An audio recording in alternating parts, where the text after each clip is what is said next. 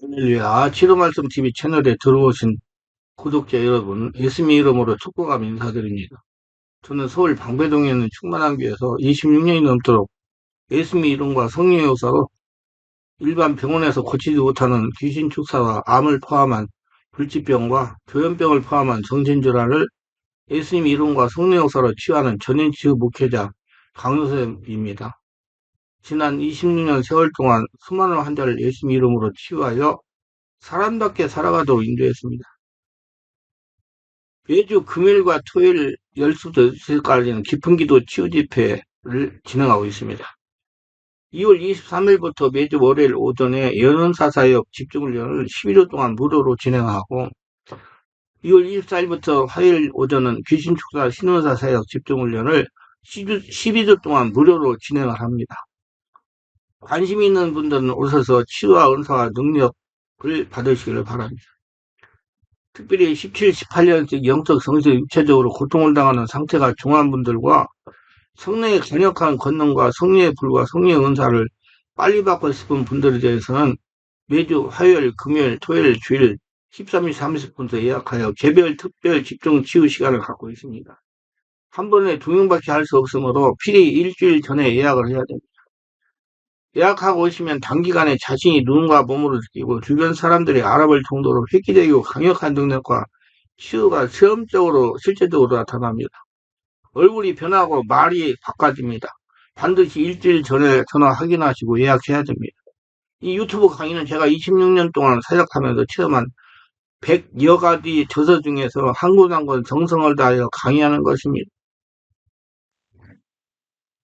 하나님은 우리들에게 신들의 침입뿐만 아니라 신적인 피해가 있다는 걸 알고 대비하게 하십니다. 내면을 치유하는 치유 사역을 26년간 하다가 보니 영적인 침입뿐만 아니라 영적인 피해가 있다는 걸 알게 되었습니다. 영적인 치유가 신적인 피해라는 말을 들어보셨습니까?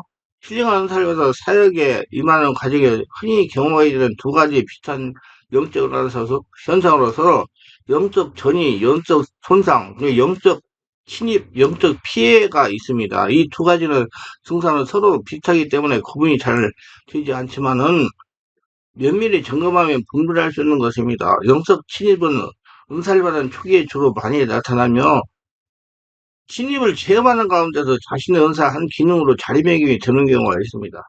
그러나 신적인 피해는 사단과 마귀 귀신으로부터 공격을 받아 생기는 증상이기 때문에 주로 축사와 신은사를 받는 사람에게 나타나며 때로는 귀신에 의해서 질병이 생겼을 경우 그 질병을 치유하는 사역자의 경험하게 되는 거죠.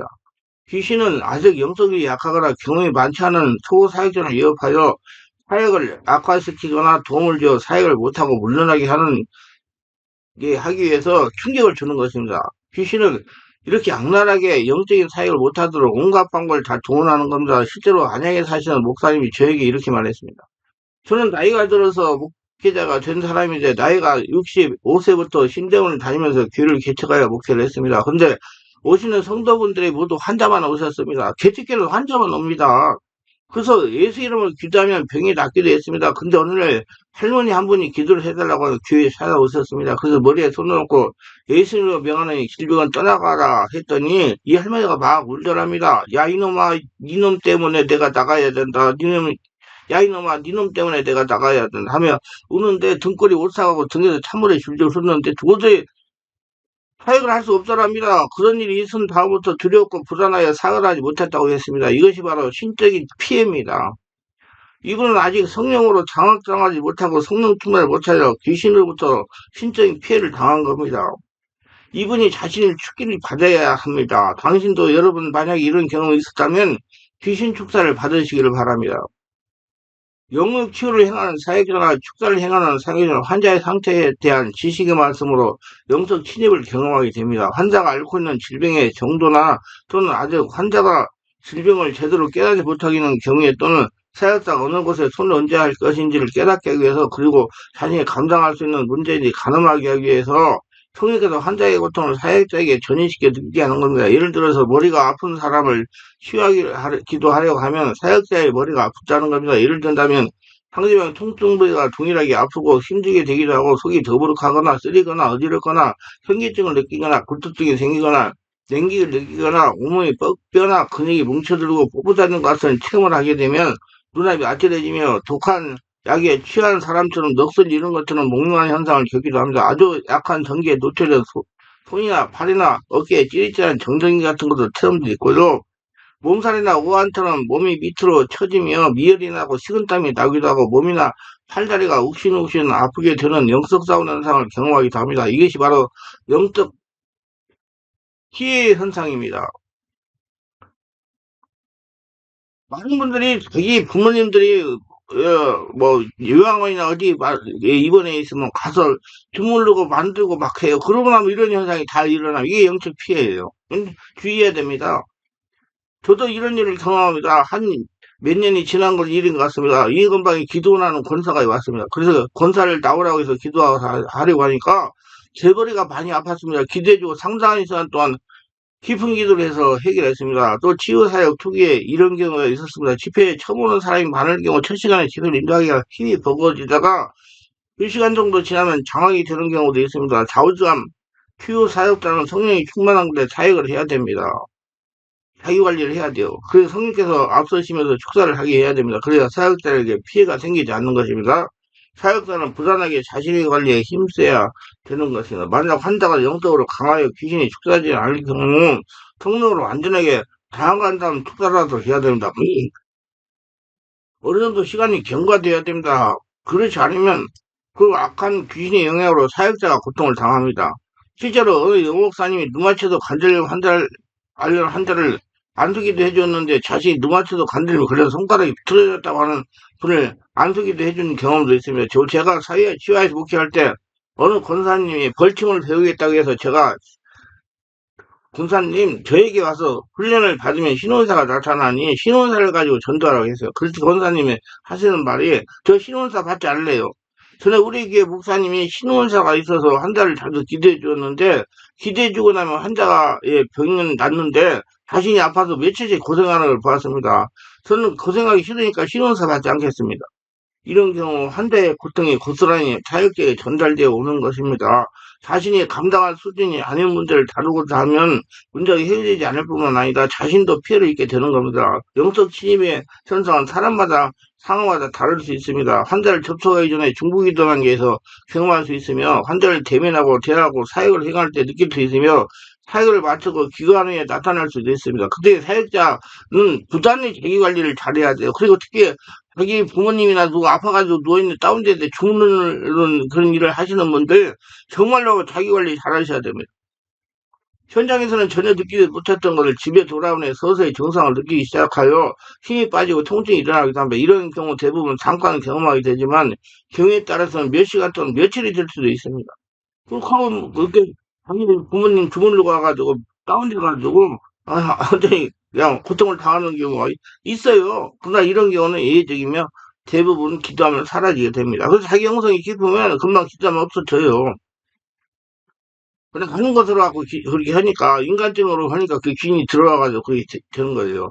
성도로 인도하지 못하고 성령이 보증해주지 않은 이런 영적 사역은 자신이 지니고 있는 영적 능력을 소진하게 되는 소모성 사역입니다.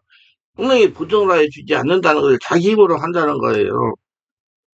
그럼 사역자는 사역 전후로 충분한 기도로 무장해야 됩니다. 이런 증상을 자주 경험하게 되면 일부 사역자에서는 악한 기능으로 고정되기도 합니다. 영적 사역은 영적 분들을 몸으로 느껴야만 하기 때문에 환자의 질병 정도를 가늠하기 위한 인식사로 사역자의 영적 지휘 현상이 환자 부분의 분별의 기능이 되기도 합니다. 그러니 체험을 많이 해봐야 사역자는. 이런 기능을 갖추지 못하는 사람은 치유 사역자 이면 능력 전도자에게는 거의 타협할 수 없는 기능을 합니다. 그래서 다시 한번 말씀드리면 자신에게 강하게 고통이 찾아오는 경우는 영적으로 강하게 눌리는 상태이므로 말씀과 찬양 능력 따위 안수로 계속 성령의 깊은 임재가 장악한 다음에 사역을 하시기를 바랍니다. 깊은 기도를 오래오래 하셔야 돼요. 그래 하늘나라가 되어 사역을 하셔야 돼요.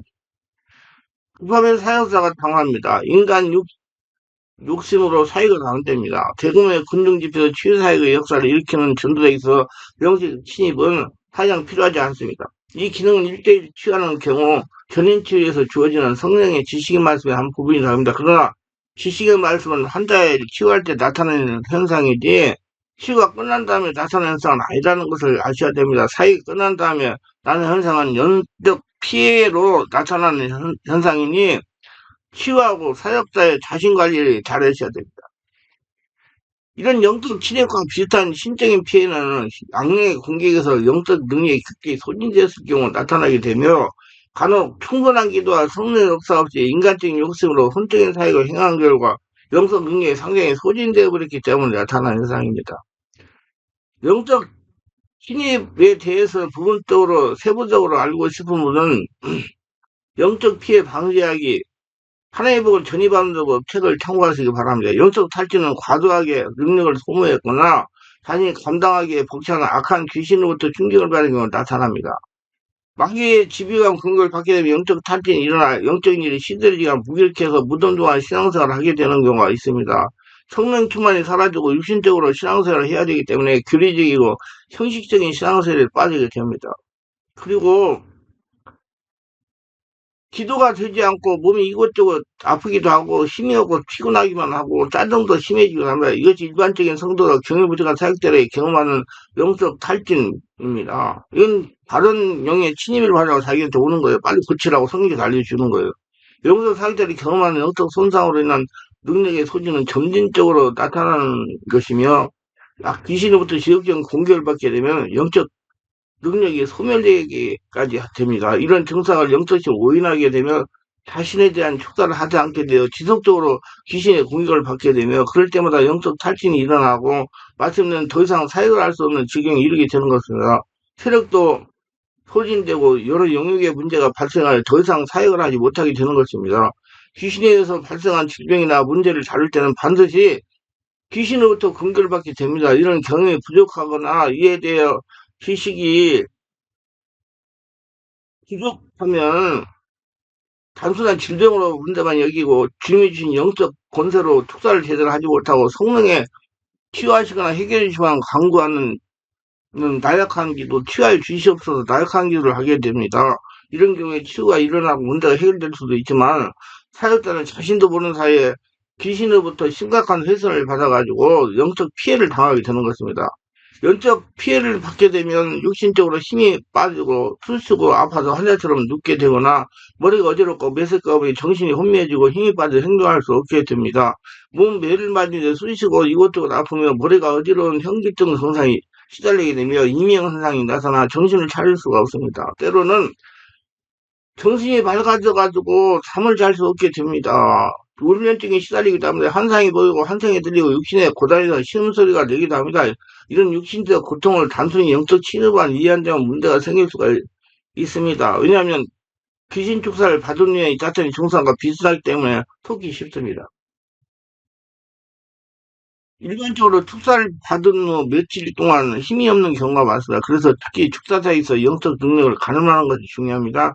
단일 감당할 수 있는 악령의 수준이 있는 것이라 성령이 앞서게 하시기를 해야 됩니다. 그리고 강력한 영권으로 무장하여 대적기를 해야 됩니다. 감당하지 못할 강한 악령을 만나게 되면 심각한 타격을 받게 될 뿐만 아니라 심하면 귀신에 들리게 될 수가 있습니다. 저도 이렇게 고생을 많이 했어요. 능력도 없는 석연이와 일곱 환자들이 함부로 귀신을 쫓아내다가 봉변을 당하듯이 능력이 되지 않은 상태에서 귀신을 섣불리 상대로 하다가 봉변을 당하는 경우가 많습니다. 모두 다 은혜가 충만하시고 자기관리 잘하시고 성령 충만해 정말 성령이 이끌림 받아서 성령이 앞서가게 하시는 사역을 해서 이런 영적 피해, 영적 침투를 당하지 않아서 쓸데없는 고통 당하지 않기를 예수 이름으로 축원합니다.